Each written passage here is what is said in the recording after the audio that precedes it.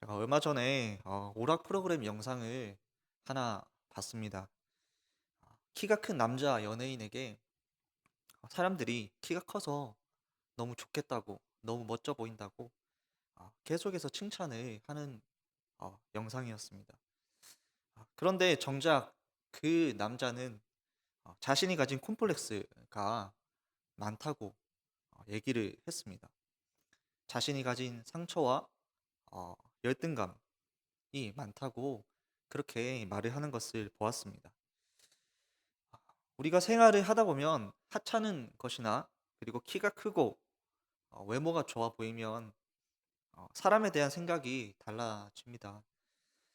말 그대로 보이는 것만 보기 때문입니다. 그런데 하나님 나라의 관점에서 이런 것은 중요하지 않습니다. 우리가 하나님의 백성이라면 이러한 보이는 것을 중요하게 여겨서는 안 되는 것입니다. 멀쩡해 보이지만 속은 그렇지 않은 사람들이 많다는 겁니다. 예전에 몸이 장애를 앓고 있는데도 오갈 데가 없는 아이들을 돌봐주던 분이 있었습니다. 아, 비록 몸은 왜소해도 그 어떤 누구보다도 건강한 정신을 가지고 계신 분이었습니다. 큰 세계관을 가지고 있는 큰 사람이라는 것을 느낄 수가 있는 사람이었습니다. 하나님의 세계관도 그렇습니다. 하나님이 보시는 눈과 그리고 우리가 보는 눈은 다릅니다. 믿음의 영역에서도 마찬가지입니다. 우리가 우리의 믿음을 볼 때 별 문제가 없다고 생각합니다.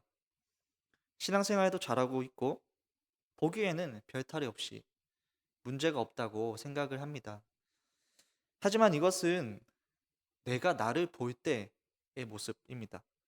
내가 나의 믿음을 볼 때이고 하나님이 나를 보실 때는 병들어 있고 교만하거나 하나님 앞에 온전하지 못한 모습으로 있을 수 있다는 겁니다. 오늘 본문의 히브리서 저자는 오랜 신앙생활을 했지만 그럼에도 어린아이와 같고 말씀의 초보를 벗어나지 못하는 자들을 향해서 영적인 영적으로 성장을 하고 성숙해질 것을 말해주고 있습니다. 복음의 초보적 가르침에서 이제는 벗어나서 의로운 삶에 대한 실제적인 성경의 가르침으로 나아갈 것을 말하고 있는 겁니다.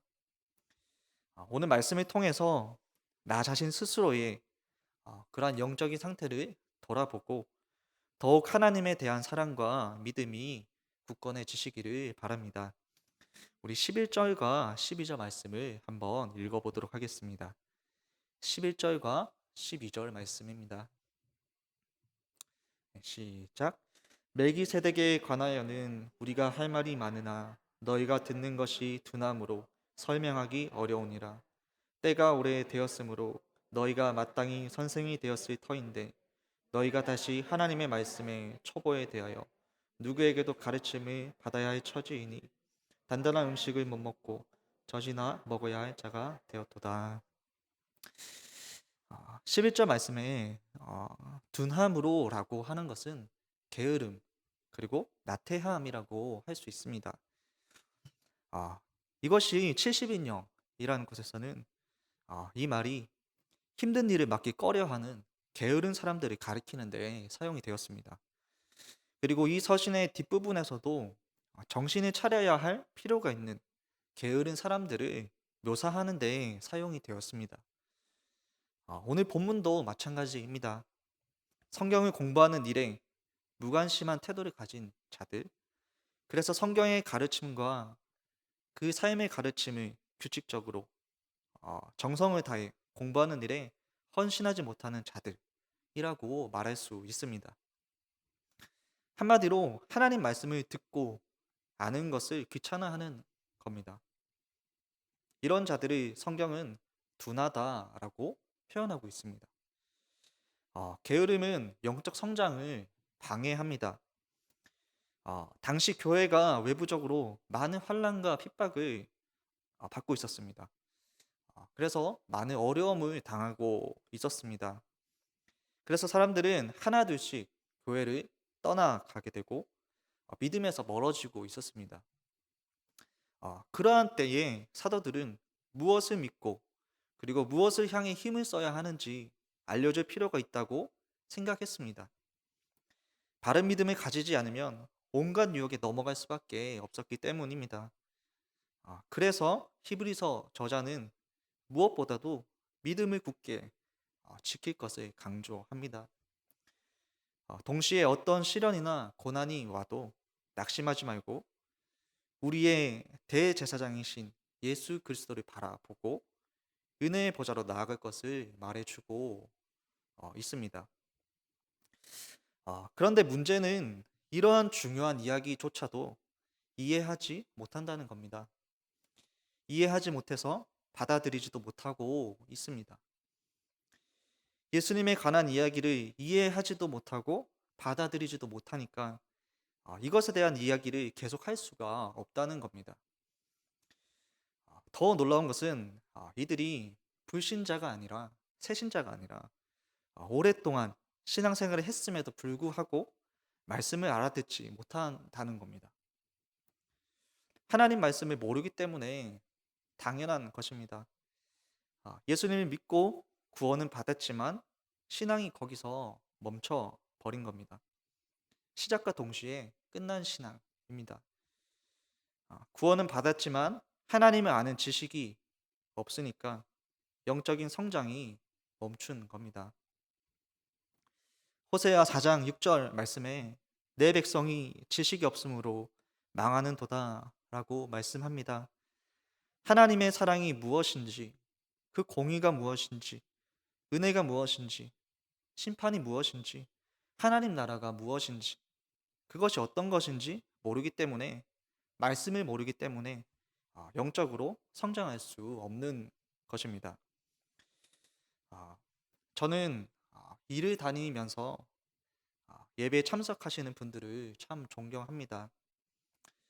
저도 잠깐이지만 직장을 다녀봤고 알바도 많이 하면서 그 엄청난 피곤과의 사투를 벌이면서 예배의 자리를 지켜봤기 때문입니다. 그 발걸음이 얼마나 귀하다는 것을 잘 알고 있습니다. 그래서 예배 시간에 졸아도 예배의 자리는 지켜라고 제가 주변 친구들에게 그렇게 말하곤 했었습니다. 그런데 이거와는 별개로 상습적으로 잠을 자는 분들이 있었습니다. 신기하게 말씀이 딱 끝나려는 시점에 잠에서 깨어납니다. 그리고 아무 일 없었다는 듯이 찬송하고 축도받고 집으로 향합니다. 그런데 영화관을 간 적이 있었는데 3시간짜리 영화였습니다.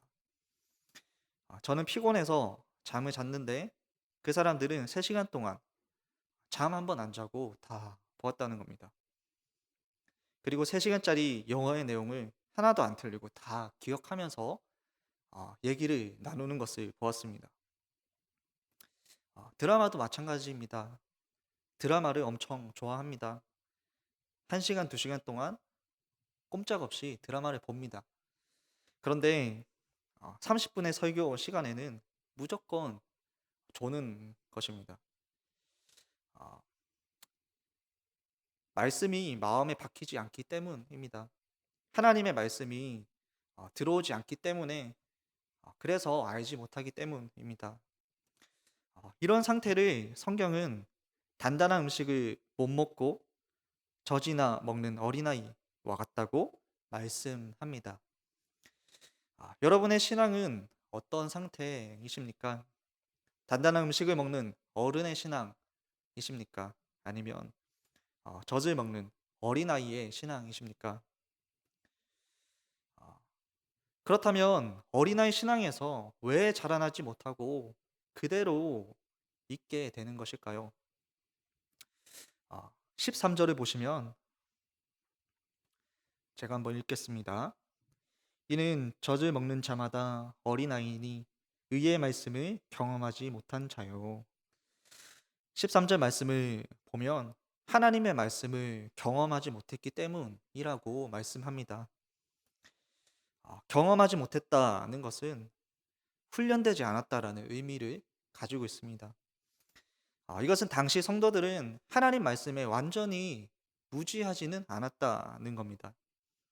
하지만 정작 이들은 하나님의 말씀을 듣기는 했지만 그 말씀을 더 깊이 알아가는데 게을렀다라는 겁니다. 그리고 그 말씀을 따라서 경건의 훈련과 신앙의 훈련을 하지도 않았던 겁니다. 그래서 살아계신 하나님의 말씀으로부터 주어지는 참된 은혜를 경험하지 못했고 영원히 공급을 받지 못했기 때문에 그들의 신앙은 정체가 되고 믿음이 자라지 못한 겁니다. 오늘날 성경을 알지도 않고 하나님 나라가 무엇인지 관심조차 없고 이 모든 것들이 남의 일처럼 여깁니다. 하나님과 교제한다는 개념조차 모르는 사람들이 있습니다. 그런데 오늘날뿐 아니라 본문 당시에도 똑같이 있었다는 겁니다. 그래서 성경은 이들을 가리켜 듣는 것이 둔하다고 말하는 겁니다. 이들의 신앙은 그저 구원받는 것에서 끝이 납니다. 더 이상 하나님을 알아가는데 게으름을 부리는 겁니다. 이런 신앙과 믿음을 가진 사람은 하나님 말씀의 기초를 모르기 때문에 어려움이 오면 금방 흔들려 버립니다. 그리고 교회를 많이 옮겨 다니는 것을 볼 수가 있습니다. 교회를 오래 다녔고 오래 신앙생활을 했다고 하지만 자신이 왜 교회를 다녀야 하는지, 왜 나와야 하는지, 왜 그렇게 해야 하는지, 하나님이 어떤 분인지도 모르는 자가 되는 겁니다. 아, 길이 없다고 혹시 느껴지십니까?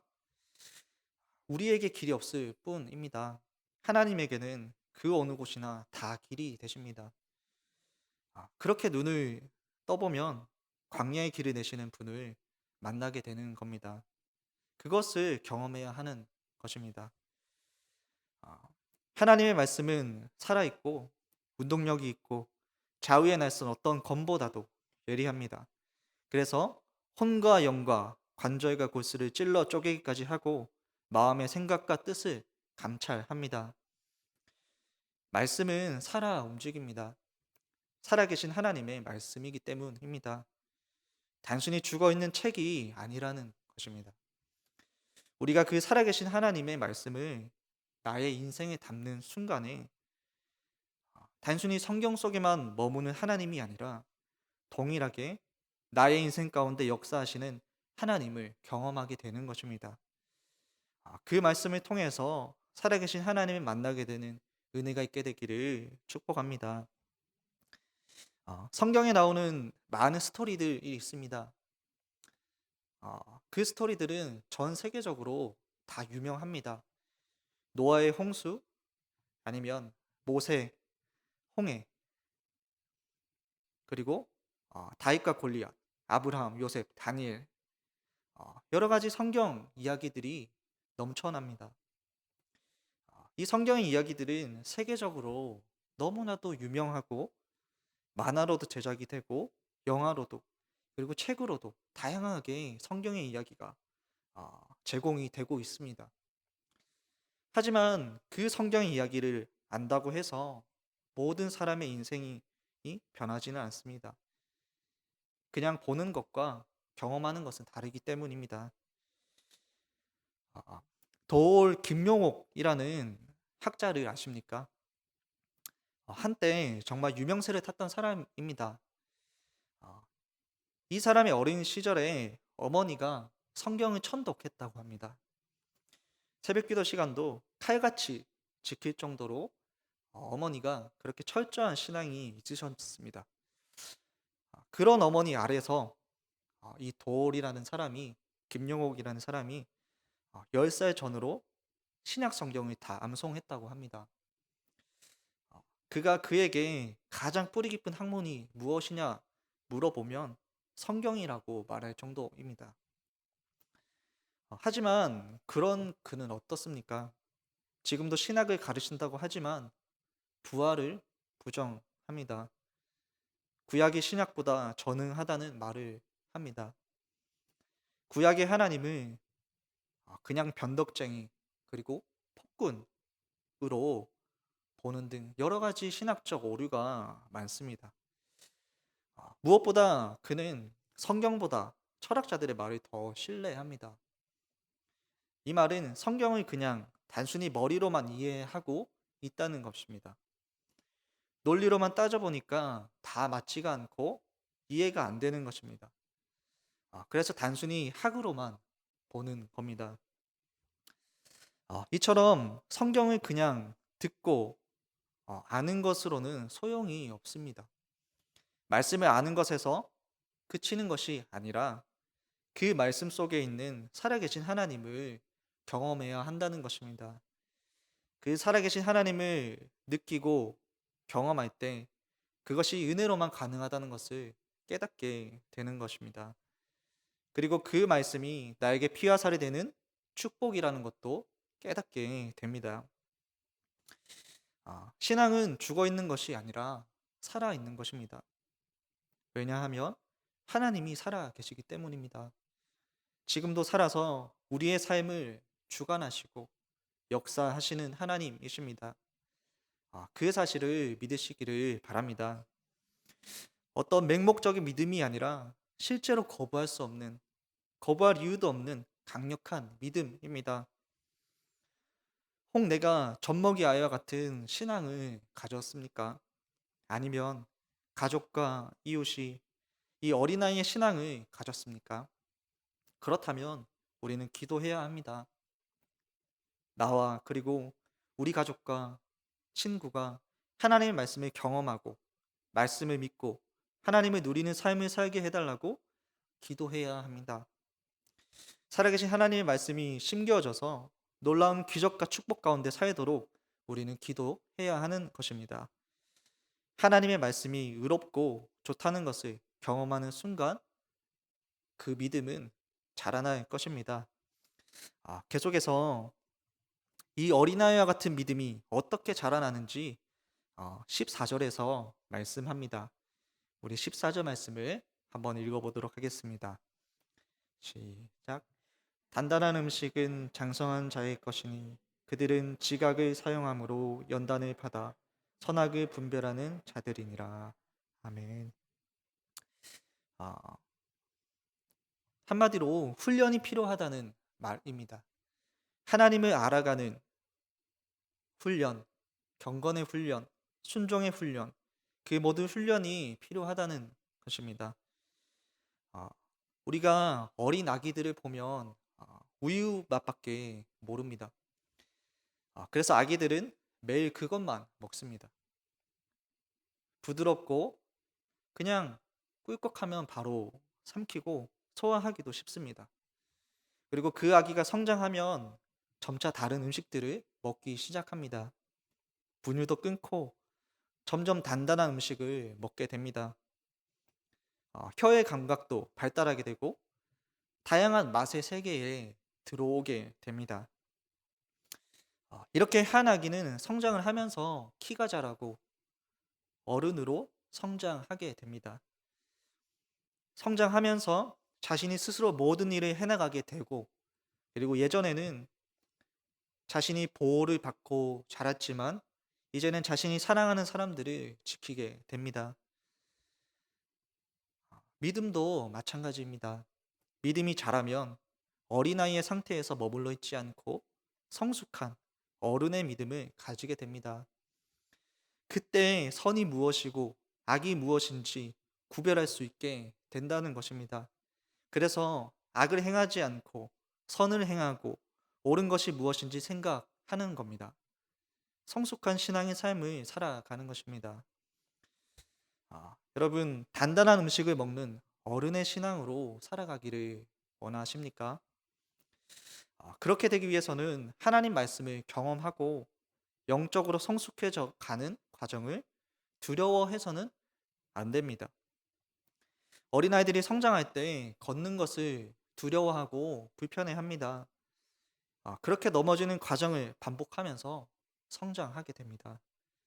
그런데 그때 그것이 두렵고 불편해서 걷지 못하고 성장이 더뎌진다면 나중에는 더 큰 고통을 겪게 되는 것입니다. 하나님의 말씀을 더 가까이 하고 내가 믿음을 갖고자 했을 때 오히려 내 삶이 힘들어진 것 같다면 아마도 내 마음속에는 하나님을 더 아는 것에 대한 부담이 있는 것이고 거부감이 있는 것입니다. 그래서 그것이 큰 고통이 되었을 것입니다. 그래서 오늘 말씀에서는 지각을 사용함으로 연단을 받아 선악을 분별하는 자들에 대해서 말씀하고 있는 것입니다. 영적인 능력은 선악을 분별하게 됩니다. 그런데 선과 악을 분별하는 사람들이 겪어야 할 것이 있는데 그것은 지각을 사용하여 연단을 받는 것입니다. 훈련이 필요하다는 것입니다. 우리는 하나님이 주신 지각을 사용해서 열심히 하나님 말씀을 가까이 하기를 힘써야 합니다. 단단한 음식을 먹는 어른이 되기 위해서 그 훈련이 필요하다는 겁니다. 예배에 참석하기 위해서 하나님 말씀을 듣거나 읽고 공부하거나 암송하거나 묵상하거나 기도할 수 있습니다. 때로는 말씀을 나눌 수도 있습니다. 여러 가지 방법들이 있다는 것입니다. 성숙한 신앙은 순간적으로 한순간에 이루어지지 않습니다.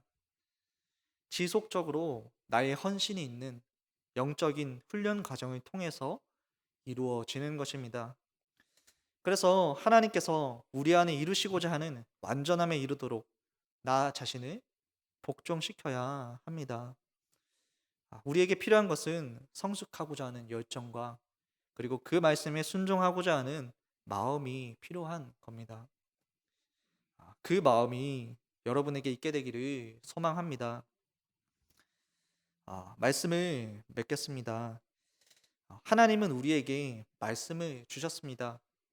우리에게 주신 이 말씀은 어떤 액세서리나 어떤 것을 치장하기 위한 부속품이 아니라는 겁니다.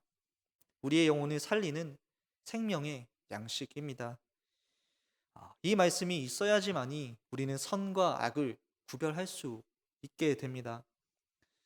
그렇게 선을 행할 때 하나님 안에 거하고 하나님의 능력으로 살아가게 됩니다.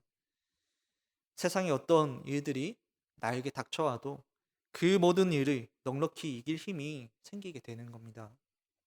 무엇을 위해서 어디로 가야 하는지 보이기 시작하는 겁니다.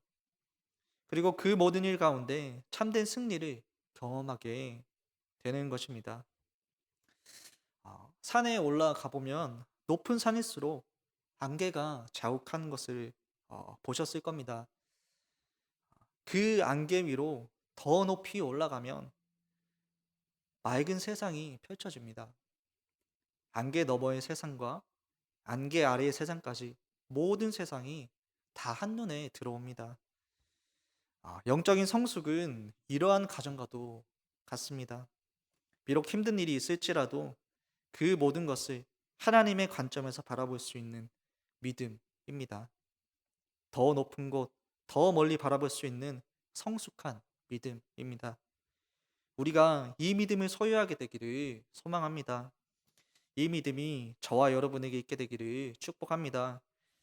말씀으로 인해서 누리는 참 기쁨과 행복을 붙잡으시기를 바랍니다.